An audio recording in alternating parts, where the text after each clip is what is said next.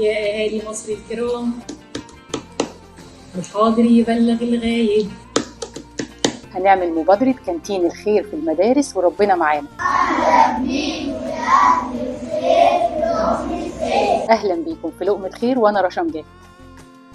كم واحد مننا سأل ابنه ولا بنته لما رجع من المدرسة كلت سندوتشاتك؟ وردوا ولادنا وقالوا أيوة يا ماما كلت، واديت صاحبي كمان أحمد سندوتش، واديت مريم سندوتش، علشان ما كانش معاهم أكل. يلا بينا ايدينا في ايدين بعض هنعمل صندوق زي ده وهنسميه صندوق كانتين الخير. هنروح مدرسة ونتفق مع الأخصائي الاجتماعي وأولياء الأمور اللي هيقدروا يساعدوا. هنبعت مع أولادنا تصبيرة أو بسكوت أو أي شيء مغلق وآمن نقدر عليه، وهو يتولى توزيعه عشان هو أكتر واحد عارف الطلبة الغير مقتدرين.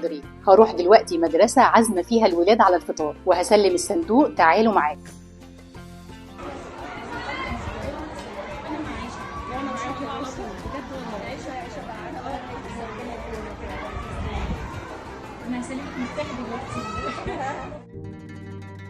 صدقني لو مش عايز حاجة ربنا هيديك كل حاجة. شاركوا وساعدوا. لو كل 5 اشتركوا مع بعض في كانتين الخير المبادرة هتنجح. وخلوا ولادكوا يحطوا الحاجة بإيديهم في الصندوق. أشوفكم على خير يا أهل الخير.